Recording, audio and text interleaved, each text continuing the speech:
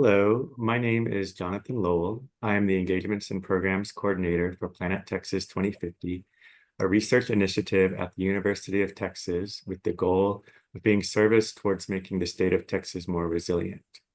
We do this by undertaking interdisciplinary research that aims to make societal impact. And as part of that project, we started this series, which we've dubbed Resilience Roundtables, to bring together leaders across the academic, nonprofit, government, advocacy, and artistic sectors. And for this academic year, we are exploring the theme of academic community partnerships for adaptation and resilience. We will hear case studies both nationally and internationally, detailing the ways in which academics work with various community partners to build and maintain fruitful relationships and provide actionable research towards making communities more resilient. And for this, our third in this year's series, we will hear from Dr. Vivek Chandas as he draws on cases from Los Angeles, Portland, Oregon, and Jackson, Mississippi, to advance a model of community-centered research that works towards building resilience and adaptations with communities disproportionately impacted by extreme climate-induced events such as heat waves, wildfire smoke, and pluvial flooding. And before we begin, I'd like to read the land acknowledgement that was developed by the program in Native American and Indigenous Studies here at UT. We would like to acknowledge that we are meeting on the indigenous lands of Turtle Island, the ancestral name for what is now called North America. Moreover, we would like to acknowledge the Alabama Cusara, Caddo, Carrizo Comecrudo, Coyawiltacan, Comanche, Kickapoo, Lipan Apache, Tonkawa, and Isleta del Sur Pueblo, and all the American Indian and Indigenous peoples and communities who have been or have become a part of these lands and territories in Texas. And in recognition of the ongoing and cumulative challenges faced by Indigenous peoples in Central Texas and globally, we call upon the University of Texas at Austin to repatriate the ancestral remains held by the Texas Archaeological Research Laboratory to their Indigenous descendant communities and native lands, to support the transition of the program in Native American and Indigenous Studies into a center, and to establish a protocol of research and study on tribal or native lands, and to foster an ethics and practice of engaged scholarship with and for Indigenous peoples and communities locally and internationally. So Dr. Vivek Chandas is Professor of Geography and the Director of the Sustaining Urban Places Research Lab at Portland State University. His teaching, research, and consulting activities address socially just solutions to environmental health challenges through examining the intersection of exposure to climate-induced events, community science, and landscape ecology. He has published over 100 scientific journal articles, 5 books, and his work has been highlighted by the New York Times, Scientific American, Guardian, National Geographic, and dozens of other national and international media outlets.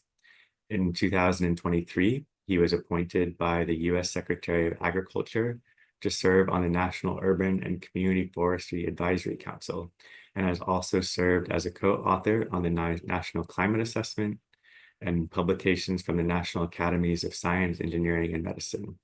He also serves as the founder and current advisor to Kappa Strategies, a climate adaptation consulting firm. During his spare time, he revels in the mountains and waters of the Pacific Northwest and pines for wood-fired pizza and picnic tables. So with that, I will turn it over to Vivek. Great. Thank you, Jonathan, and thank you all of you that are right now, I think, experiencing some pretty warm weather in parts of Texas. I'm thrilled to be here. I'm here in Portland, Oregon, where very large snowflakes are currently falling, and I'm grateful to know that there is a lot of conversation happening across the Planet Texas program, as well as within this specific theme of university community partnerships, something that I've been spending pretty much my entire academic career, and even before that, working as a grade school teacher, working as a policy analyst for governor's offices and trying to really make sense of how to do work with the community, for the community, and where my role could be could be of best service. And so I wanted to talk to you a little bit today about this concept of sweat equity. We might know the term because we put energy into something, we sweat from it, and then we build equity in terms of financial equity. I want to turn this around a little bit and say that many of us are working every day in our specific sectors, in our specific ways, whether in the home or outside, and that changes in our weather, changes in our broader climate system are driving a variety of shifts in the way that we can think about and experience our day-to-day life. And so this ecology of everyday life is something that I've been spending a fair bit of time on as an academic exercise, and also, more importantly, as a community-centered exercise. And let me get into that in a minute here. Before I do that, just wanted to recognize that there's a lot of things that went into place for me to be able to present to you today, and I like to increasingly acknowledge that in my own way. And here I have a statement that I'd like to read about my ability to engage with you today. And it goes something like this: as an able-bodied cisgender male who, through no direct agency of my own, found myself in a supportive family structure after birth, and whose parents and local community nurtured my physical development, provided financial support, and encouraged my intellectual and spiritual interests. These early privileges are the foundations that enable the suite of opportunities that allow me to engage with you today. So it really is a whole constellation of communities, systems, and practices that allow me to be here and speak with you about some of the things I've been working on over the last couple of decades, and more recently as well. So I want to start my conversation with a person I met a year ago named Jagat Ram. Jagat Ram is a cycle rickshaw wala in North India, where my family was traveling for some time. And Jagat Ram and I were able to talk for about a good hour or so during this trip. And in this picture, he is riding a cycle rickshaw. This is basically a vehicle that takes people around a specific space in a city. And he works for approximately about 8 to 9 hours a day. He has a family with 3 children, and this is his primary means of support, his livelihood. And what was really remarkable about the day that we were visiting, and I was talking to Jagat Ram, is that the air quality index in the city was over 480 AQI, which is about as high as an air quality index can get. It's on the hazardous level. And as you can see, Jagat Ram is riding this cycle rickshaw for 8 to 9 hours a day with no mask and just kind of moving about the landscape. The local farmers light their fields on fire, and a lot of that smoke blows into this particular town. And Jagat Ram continues to work day in and day out in this particular condition. He's not unlike many other rickshawalas in the area. This is my family here on 3 cycle rickshaws as we were moving about the landscape, trying to get a sense of what was happening in and around the environment. And this is a whole set of communities and a whole group of communities that are constantly exposed to very hazardous conditions on a day-to-day basis. This is, in my interpretation, the ecology of everyday life, that these communities are exposed to a very, very unhealthy level of air pollution on a daily basis. This is the same city, though we were there in December, this is the same city that also gets up to about 50 degrees Celsius, or at least in the local temperature gauge, or about 110, 115 degrees Fahrenheit.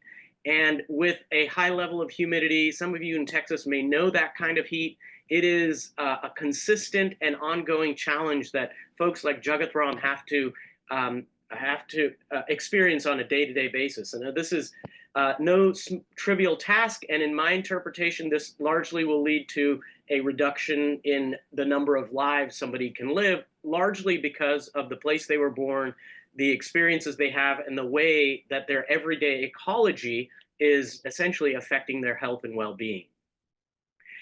We don't have to go that far away to be able to experience this in a very different land. We can go as far as just down the street from where many of us live, where on a hot day you can see one community member that is walking on a shaded, cool, comfortable sidewalk, and another that would be in a directly exposed space where there is very little green space, very little shade structures, and essentially you're exposed throughout the time in your commute along this city street.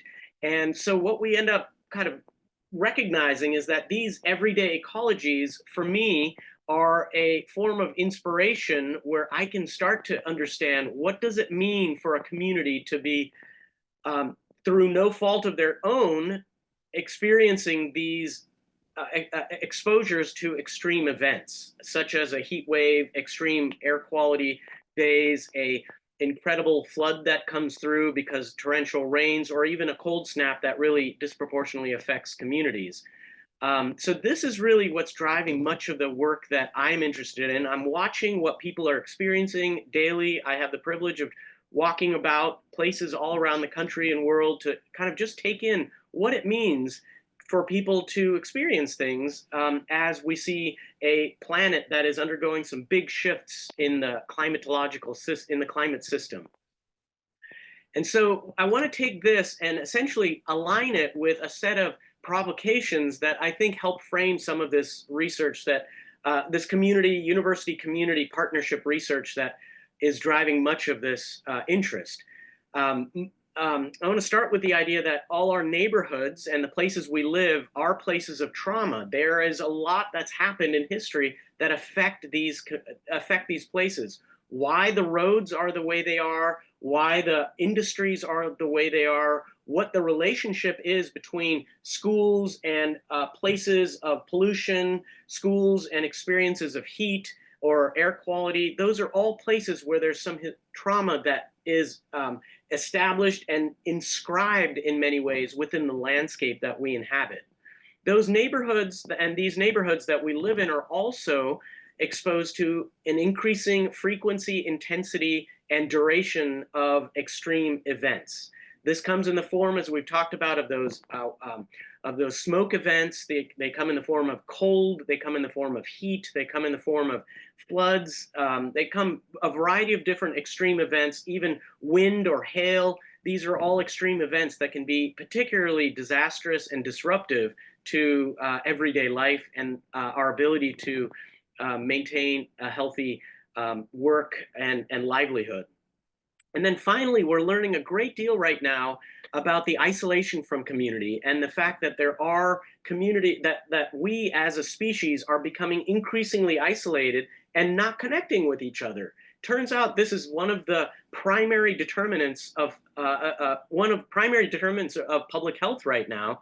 The former U.S. Attorney General has written a book about this isolation challenge in the United States, and that people are getting so isolated that they're really having difficulty managing the trauma, having difficulty managing extreme events, and leading to a lot more preventable health impacts that communities can get around and actually manage. So these are connected to the everyday ecologies that I wanted to also bring up, in that past land use planning policies continue to discriminate and marginalize communities.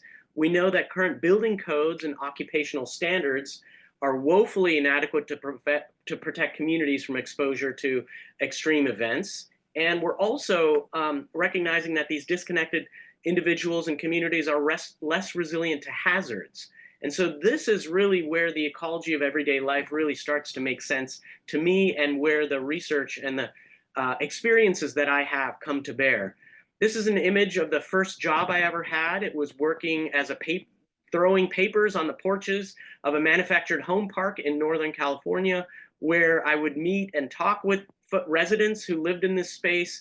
And I have since my first job at the age of 13, I have since then worked in a variety of different places, many of which are not exposed to what I've seen many people in manufactured home parks experiencing. I've talked to people whose indoor temperatures, and we've monitored indoor temperatures of some of these residences of upwards of 130 degrees Fahrenheit. That's inhospitable and, in fact, frankly, dangerous for human health to be living in such conditions. Yet we cite and approve and set up building codes that allow this to happen across the landscape anywhere in the country, whether it be in the Pacific Northwest or the South, where many of you are living. This is very similar to other kinds of developments that are going up around our regions, where we have large multifamily residential apartment buildings that are being put up that will be there for 50, 70, 100 years. And as our climate continues to warm and as we start seeing shifts happen in these extreme events, these are the spaces that are supposed to protect us, right? These are the places where people, when it gets really windy outside, when it gets really hot outside, these are the places humans take shelter. And if these places, I will argue with you, are not well equipped to manage some of those extreme events, more and more people are going to be put in precarious situations and in many ways affected, just like Jagat Ram in North India and his day-to-day life. These are very common developments all around the country. We see them designed largely around standards that didn't take into account shifts in climate, and now we've inherited a massive building stock in our regions that essentially will expose more and more people to these extremes. And you don't need to look far. I can, in fact, look out the window just outside where I'm standing now, where I can find many developments that are very similar to this. So why is this problematic, and why are there certain kinds of developments that are better equipped to manage some of these everyday life experiences of people, and what are the kinds of developments that might be better set up? That's really at the core of what I am going to dig into here. This is down the street from my house just a couple of years ago when a wildfire event came through. This was on the back of a heat wave that was also happening at the same time. And I'm arguing to you today that our infrastructure, the places we live, are ill-equipped, in fact, maladapted to be able to keep us safe in many of these extreme events that are coming through. We saw this happen last year in New York and much of the eastern seaboard, and we've seen this happen very recently in the region around Los Angeles and Altadena, and people who were exposed to not only extreme danger from wildfire, they were also exposed to these very high levels of smoke, similar to Jagat Ram in his day-to-day life. So where does this leave us in terms of our understanding of extremes? Well, I happen to be living in the Pacific Northwest when in June 2021, a massive heat event came through. One of these monster heat waves where the epicenter was in Linton, British Columbia, and where temperatures reached upwards of 125 degrees Fahrenheit, and it lasted for only about 3 days. But nevertheless, when you look at the hospitalizations that happened during that particular event, you see that in past years, it's not a particularly hot event that happens, but that one event on June 27th of 2021 really spiked these hospitalizations. And there were, in the Pacific Northwest, over 1,000 people who died over a short period of 2 weeks after this heat event came through. So it really is, heat is an area I'm spending a great deal of time experiencing, talking to people about, in part because it's a relatively easy conversation to have, which I'll come back to about university community partnerships. Conversations about air quality I found to be a bit more difficult. It's harder to see, harder to feel, yet with heat, it's something that's very tangible, something we've been measuring as maybe children, measuring the temperature of our body since we were children. And so it's something that's much more palpable, much more tangible, and much more understandable with anybody I've been speaking to.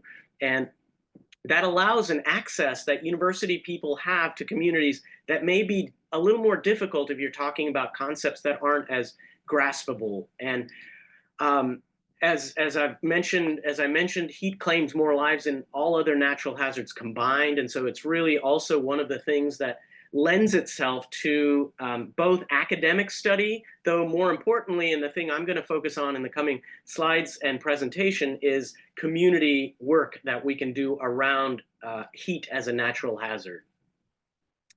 Just 26 years prior to the heat wave that came through the Pacific Northwest, Chicago and the areas surrounding Chicago experienced a very similar heat event where almost 1,000 people eventually were officially identified. We know that those are very conservative numbers, and in fact, the numbers may be upwards of what places like France experienced in 2003, where over 40,000 people died in a heat wave.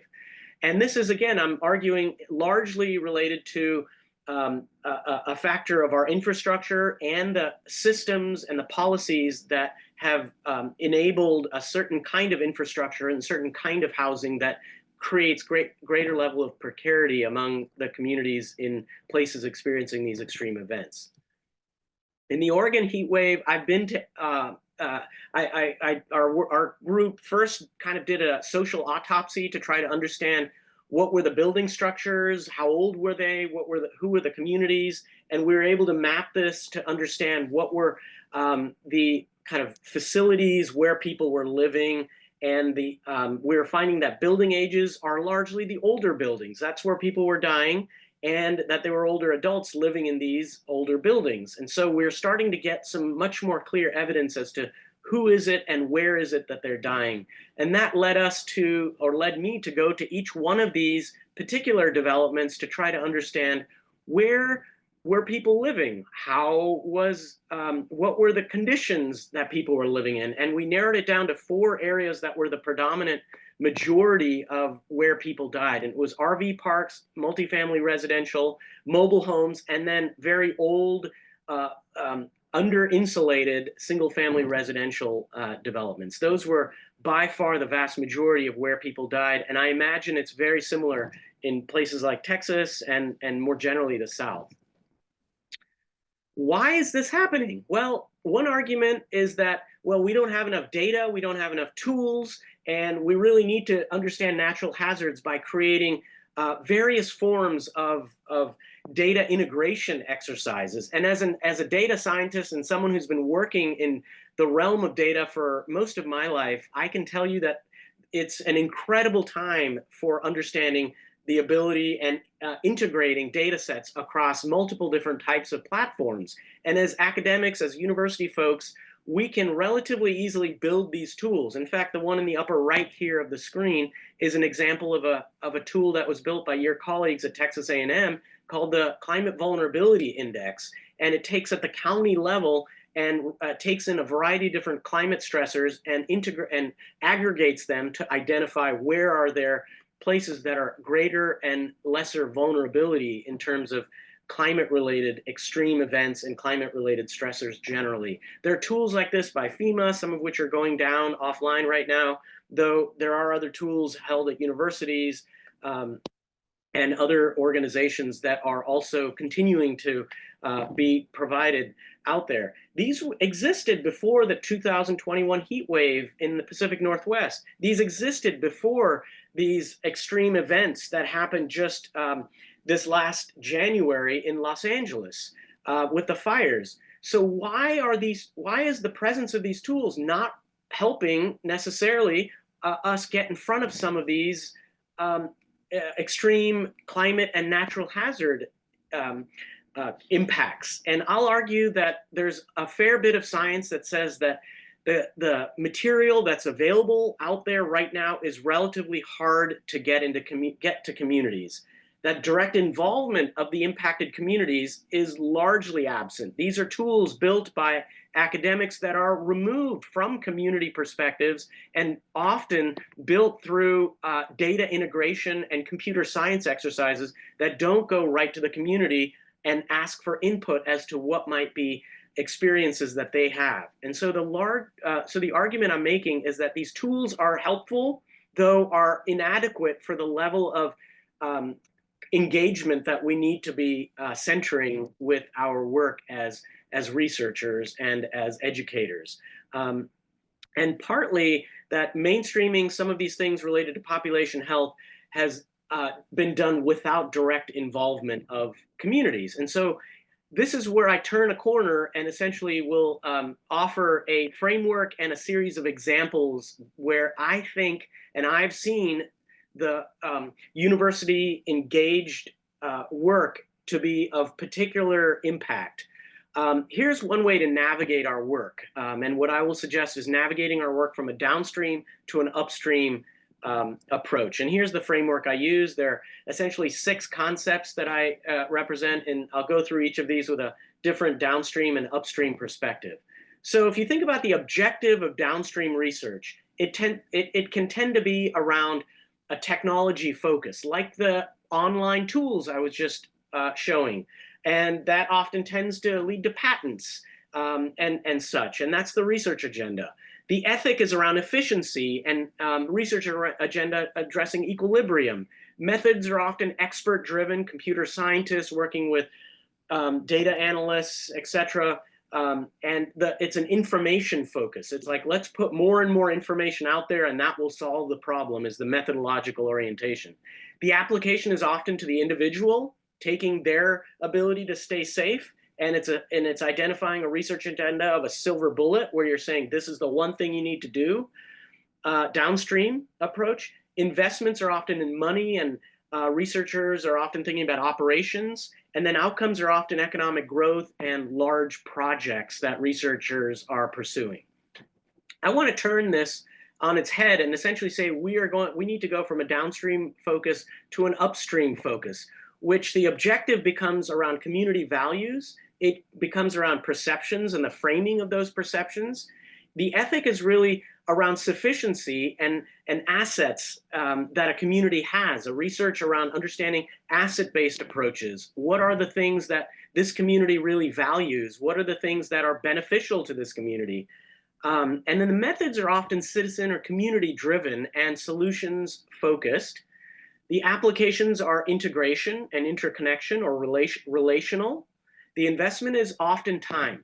That's really what it takes for a lot of this. And the research agenda is identifying opportunities for where to invest that time. And then finally, outcomes are what I would argue as sustainable places or a human ecology interaction that allows us to live in right relation with the earth, right relation with each other, and right relation with the past and future.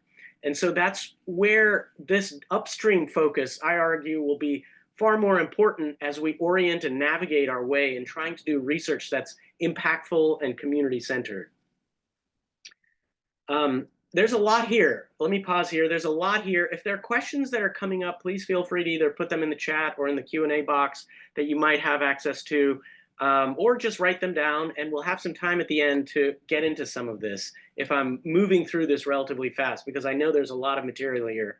And I want to get into some, build on this framework to kind of show work, 4 examples or 5 examples of work that we're doing in a community engaged way that is, I will at least argue, emblematic of some of this upstream interest that we have. A big part of the way and the training that I have is the integration of data and communities. And so I want to just put this conceptual challenge in front of you for some of the work that you're doing in probably a very similar light if you're coming to this presentation, in that there's 2 axes that I'm going to work with here. One is the level of use of data, low level of use or high level of use of data, and then level of engagement, low level or high level. And here's where it can start to make some sense if you think about the 4 quadrants that these 2 axes provide. The first, where there's high level of engagement and low level of data, use of data, it's often a mediated discussion. It's about consensus on goals or problems, but there's no help on how to achieve these results necessarily. There's conversations, which are important, though may not lead to some of the solutions focus that we want to get to.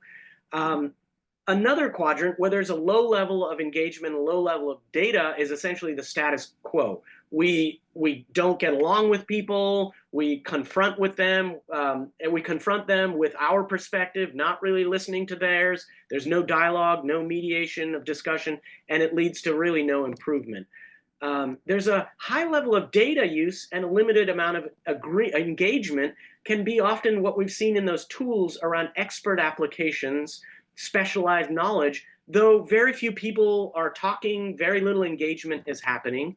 And then finally, in this fourth quadrant of A, there's a real integration of people's perspective. There's high level of engagement. People are understanding each other. There's conversations occurring, though there's also a grounding of those conversations in the data and the understanding of place through various tools that we have for diagnosing and assessing a place. And so this is where I want to use this conceptual challenge as a springboard to get into a few examples that I want to spend the last about 10 minutes that I'll be talking on.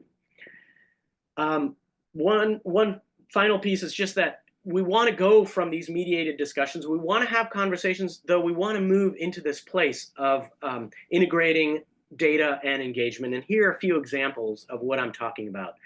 The most prominent one, and the one that we've been involved with the greatest, is this participatory knowledge to action framework, where we're essentially engaging communities around the country and world now. We've done this in over 110 places around the world.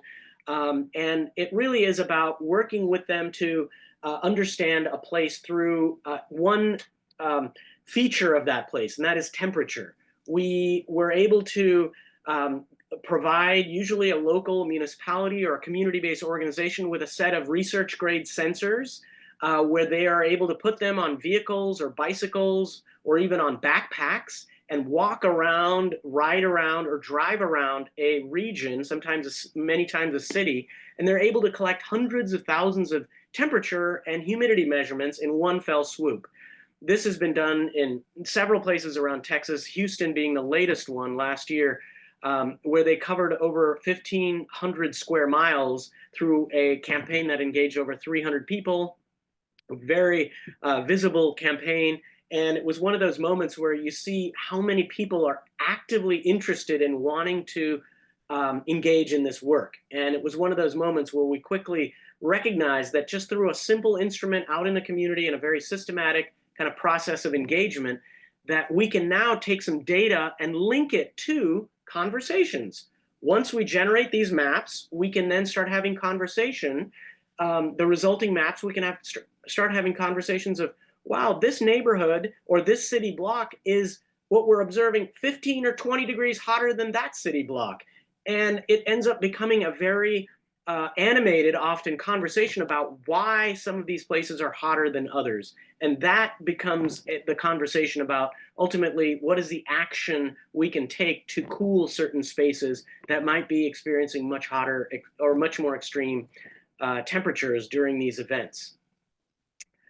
Another exercise, and I'm sorry if this is too scary for you, you can close your eyes for a minute, but this is a zombie apocalypse exercise that we're engaging with usually high schoolers or even middle schoolers. We've been doing this in various places around the country, and it's an opportunity for us to essentially engage those left out of the natural hazard conversation. What we do is we essentially set up a scenario with usually a teacher or a camp counselor or something along those lines in the summertime, where we say a laboratory experiment has gone amok and that there's zombies in your spaces, in your cities, in your regions, in your neighborhoods, and that we want to really try to understand where is a safe place to go during a zombie apocalypse. And we know that zombies don't like hot. They don't like hot places. They're kind of damp, cold creatures. So the science fiction stories would tell us. And so we equip these students with a set of infrared cameras that many of them can put on their phones, or they can rent phones from us. And we essentially ask them to go around and take photos of their neighborhood.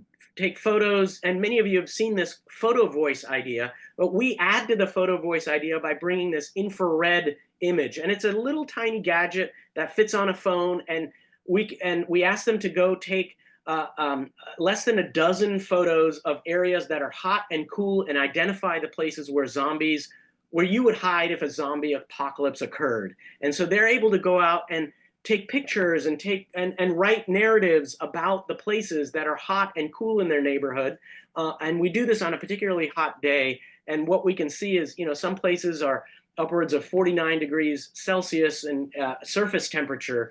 And that's getting up there around 110, 115 degrees Fahrenheit. So we know that these spaces that they're finding are probably the ideal places to go. In fact, one of the people in this exercise was able to say that since this location was 126 degrees Fahrenheit, it goes into the category a few zombies can survive, though most will not. And these are the kinds of forms of engagement that allow, I think, a very technical exercise of understanding radiant temperature from materials in your neighborhood, which is a whole physics and science deep area of research, and bringing that out into the community and saying there are tools and gadgets that you can go out and characterize your neighborhood relatively easily with the right kind of setup. And this has been done now several places around the world, and it's been very helpful for us to better engage communities in a very straightforward way. So that's a second example. A third example I want to get into is in a similar way, though, engaging those who live in public housing. This was a project that we did where we put instruments, we put small, essentially temperature sensors in 6 different buildings in the Pacific Northwest, and these were all public housing buildings. These were subsidized buildings where residents who were transitioning out of houselessness or unhoused populations were transitioning into homes. And we worked with the building property manager and were able to get these small little sensors into their homes. We set them up, described, there's a whole process that we did, and we conducted interviews, conducted workshops with residents. We put these up throughout many of these buildings, and we're able to look at indoor air temperature throughout the summer. And we set this up for multiple months. And so when the outside temperature would increase, we wanted to see, are these public housing infrastructure, are they equipped to manage some of the extreme events that we're seeing? And what we were finding is that there are properties, for example, this is an example of just 3 properties. The dashed red line is how hot it got outside, and the purple, green, and blue lines are graphs that show how hot the indoor temperatures on average were across all of the sensors that we deployed. And we were able to gauge that there are places, for example, where there are types of buildings where the average days that there were days over 90 consistently in this space. And many of these communities we're working with have pre-existing health conditions, and days above 80 degrees are problematic. And so this is early evidence that even that the public housing that we're putting up and getting relatively precariously situated people in potentially dangerous conditions that they're living in as well.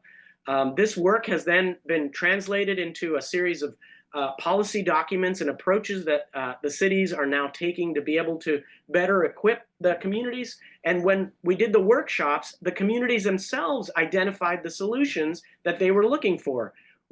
Here's a slide of about 5 different categories of solutions that the community, we were able to kind of synthesize and put them in front of policymakers.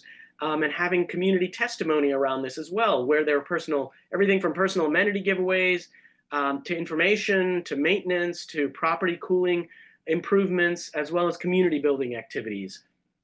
And this was something that really has continued to move forward, and we'll be doing a number of these around the country this year as well. And then the last 2 examples that I want to touch on, this is a place in Jackson, Mississippi that's very locally focused, and it's really looking at facilitating feasible interventions in a neighborhood. This particular neighborhood and this particular street, called Fair Street, was historically an African-American Black neighborhood cultural center. And it was just over the last decades gutted economically, and there are 2 churches that essentially bookend this space that are the cultural centers now, though the street itself doesn't have a lot of people, a lot of abandoned buildings. And so there was a real interest in the Jackson Redevelopment Authority, National League of Cities, working with Jackson State and getting some funding to basically put forward a project that talked about what would we do to bring life back. And so we facilitated a series of conversations with local folks, essentially developing focus groups, workshops to identify directions that this might go forward.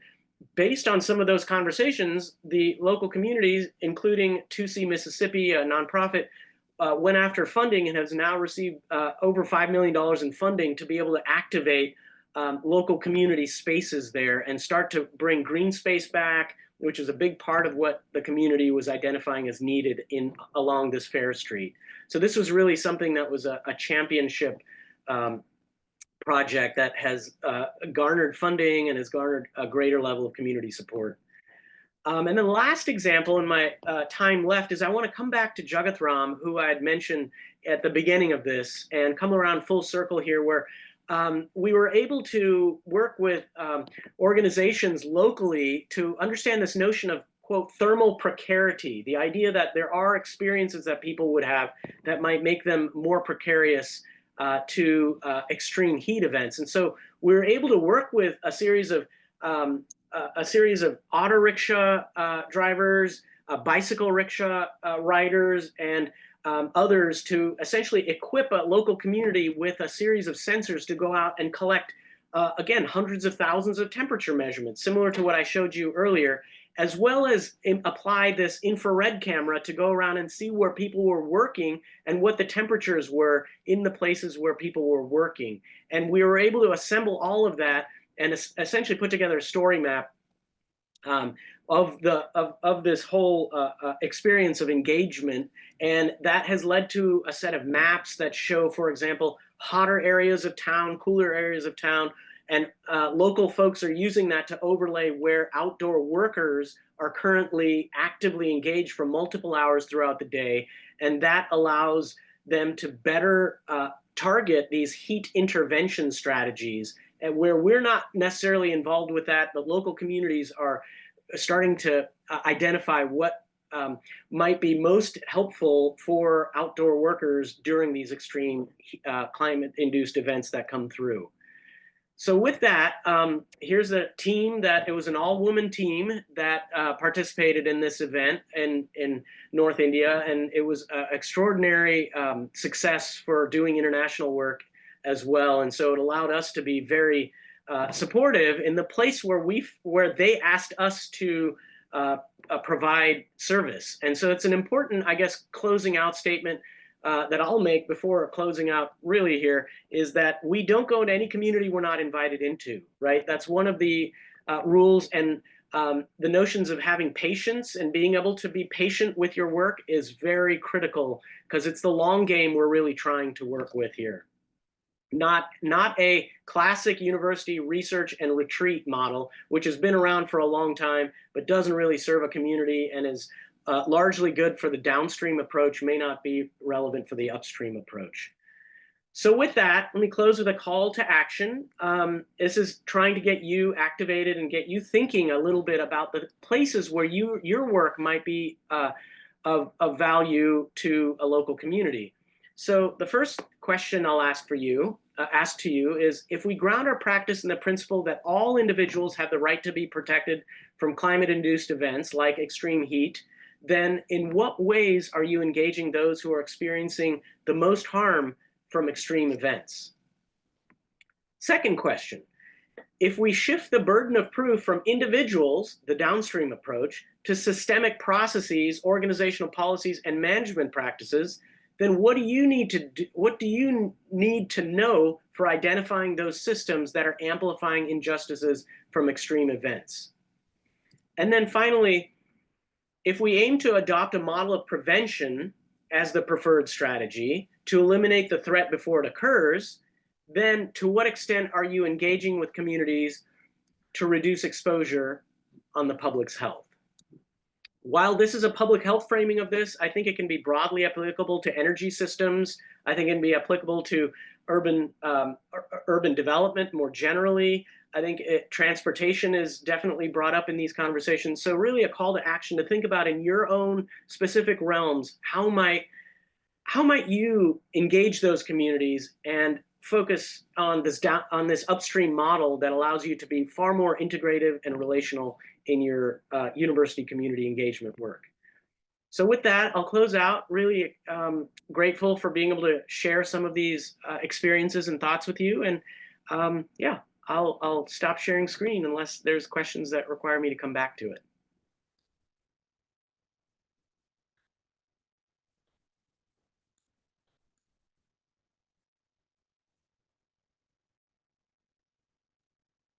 Thank you, Vivek. That was great. We have one question so far in the chat, and it's from Larry, and he says, in Texas, we have elected officials who don't want to deal with climate change. How do we overcome that resistance? Yeah, so there's a much bigger conversation on that I don't necessarily I don't think we have time to get into per se, because that's all about coalition building and trying to engage communities or engage elected officials in different ways. The place I go, though, with this answer in relation to the comments I just made, remarks I had, is that I don't necessarily frame this around a climate agenda. I frame this around a community health and well-being agenda, and that whether it be flooding, whether it be heat, whether it be air pollution, all the things that the climate will throw at us, we need to be better prepared, and we need to be kind of responsive to some of those natural hazards. And so that's where my work is, or our work is really trying to orient. I go into communities where I've had folks come to me before the talk and say, don't you dare say the C word here, because I'm going to really heckle you if you bring that up. And, you know, in those environments, it's not to the best interest of a dialogue and a conversation to be kind of going against what people's preconceived notions are. While I know what's happening, and as a scientist, I know what the science tells me, I don't necessarily need to lead with that. I can lead with the experience of what people in your community are facing, and what do we need to do to get in front of that. That's kind of how I overcome the resistance, by just going to testify, getting community members to testify of what it's like to be farming when it's 110 degrees out, or what it's like to be commuting on a bus stop that doesn't have any shade when it's humid and hot out and the air quality is really poor. So those are everyday experiences that I don't think we can necessarily point a finger and say it's the climate, but it's really around how do we tell those stories of the everyday life that people experience. Hopefully that was helpful, Larry.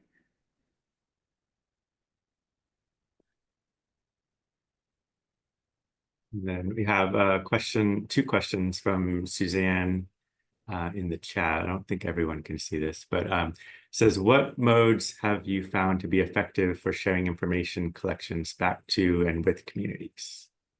Yeah, so the emerging is it's almost as though the first things that we ask when we're talking with a community is, you know, we're heading down a journey. We're heading into a journey of trying to understand what this place is from your perspective, your perspectives, as well as from what we can do from data collection, the ways that we do it.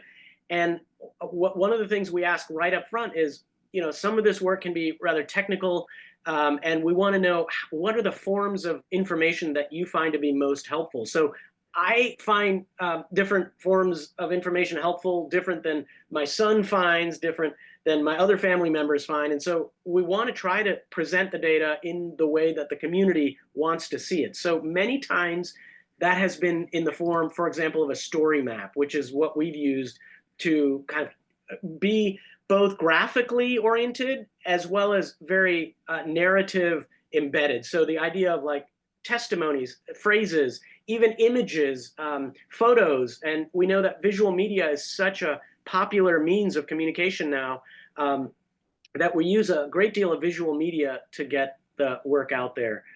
So that's been so we start with the community, what are the forms they'd like, and then we kind of embed that within the tools that we can grab. I've been at so many meetings where a researcher will put a big table of PM micrograms per cubic per cubic liter in front of some community members and saying, see, this is why we need action.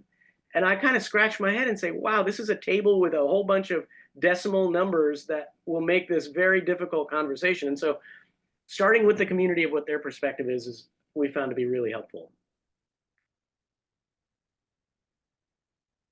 Then a second question, have you seen and can you share with us the signs of a community moving beyond initial engagement to dialogue and then most importantly into deliberative action? Sure. I mean, so many. I'll just in this example that I was mentioning around the kind of neighborhood zombie apocalypse, while it seemed like a tongue-in-cheek kind of a simple exercise that played out, one example is in Yonkers, New York, where we did this with a group of high school students. They took pictures, they went through, and then what was remarkable is that the students got together and with their counselor, they were able to talk about what this meant. Many of them happened to live in what they were calling the projects, where there was multifamily residential development, huge parking lots slapped down, and they were finding that these places were extremely hot. And a few of them on their walk to school took pictures of other neighborhoods as well, and they assembled them into a presentation that ended up going in front of city council, and the city council members were completely compelled by the presentation these students gave and started moving money into things like greening parking lots, being able to provide heat pumps and air conditioning units to community members, developing programs where the deliberative action was to start supporting these communities. They were setting up cooling centers in some of the neighborhoods where these high schoolers had identified particularly hot places. And so it started as a relatively simple dialogue, really simple set of images that were in front, though with some very careful and concerted effort, they were able to, in the fall, the same year, go to city council and present their work to get this in what I understood to be a whole different level of policy engagement that ended up coming out of it. There's so many examples, though. I feel like there's time to write a book around this. There's so many that I could think of. See, we had two questions come in. Let's do. Ginger says, community engagement is a unique people skill that is often learned over time. What do you recommend to scientists early in their career so they can connect with projects that help them build this muscle? Yeah, it's so interesting. When I was, great question, Ginger. One of the, all these amazing, one of the things I tried to, I created and then hasn't really continued when I was the research director of our Institute for Sustainable Solutions at the university. I had every new faculty member, new researcher who showed up on campus first participate in a fellowship for the Institute. And then as part of that fellowship, they got to engage in these, what we call fishbowl exercises, for example, where a group of, as a first step, a group of researchers who had done a lot of community engagement work, like what we're talking about now, would sit and share stories. And so the faculty and researchers who would arrive on campus would sit around this kind of circle of chairs where people experienced seasoned community-based researchers were having a dialogue about a set of questions that I'd put in front of them. And the idea was that they would just hear the both horror stories and major accomplishments of some of the researchers and what they had to do to kind of modify their research techniques to be doing this community engaged research. And so through that exercise, I will say now the director of our Institute of Sustainable Solutions was one of those junior faculty who was an atmospheric scientist, a meteorologist who had not worked with community members at all, and is now through years of engagement in those exercises, and now the director of the Institute of Sustainable Solutions, so which is a very community engaged unit on our campus.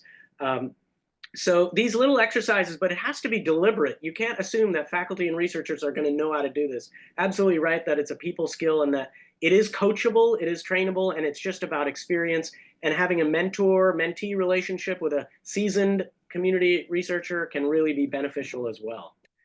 So many techniques there, and I think Jonathan's probably more skilled at that than I am in terms of at least identifying things that you all could do to support junior early career researchers in their work.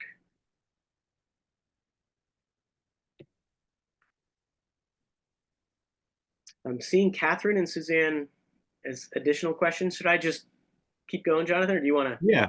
Yeah, I guess Catherine question is basically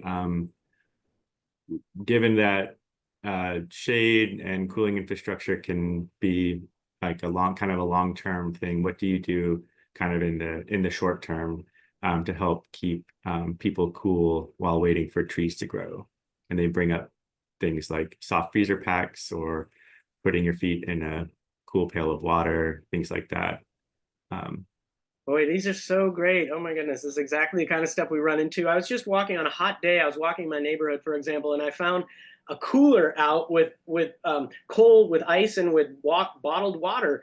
And the sign on it said, "Please take water, leave the cooler," in capital letters with exclamation marks, right? So they were signaling that, this is for you, but don't take my cooler, please. And what I'm noticing is that there's these mutual aid networks that are very emergent and showing up around neighborhoods. And these mutual aid networks are often not sanctioned necessarily by an official entity, but it really is communities, members who are participating. I would love to see a bit more of, I don't know, just being kind of an organizational person. I'd love to see a bit more organization around that, because the communities that do that may not need it as much, and the communities that need it as much may not do that kind of mutual aid work. So how do we get, for example, neighborhood emergency teams? Neighborhood emergency teams is a thing we have here in the Pacific North, or at least in Portland, where neighbors get together and reach out to folks who might be older or might be facing some level of difficulty coping to extreme events. So those kind of I've been a big fan of block parties, to have people come out and actually get out of isolation and start talking to each other about anything really. And that can help foster an environment where people feel a bit more safe leaving their house, or even checking in on their neighbors during those extreme events. So while we wait for the trees to grow, Catherine, we need to be chatting with each other about anything and everything to kind of get to know the people around us. I think it's a really helpful strategy, and a quick one that I can, off the top of my head, identify. And I think there's time for one more question, and I can take it if it looks like there's nothing there. But I loved that quadrant that you had at the beginning of the data and engagement, like on those axes. And, in the top left axis had all these tools that have been produced. And I'm wondering what can be done, given that those were not by and large produced in this sort of community engaged framework. Are they like, how can they still, like, given that, how can they still be useful going forward without like necessarily starting from scratch? Because I feel like there's still like a lot of utility to them. So like, what can we do to like make use of them in better ways now that they've already been produced and they're already out there?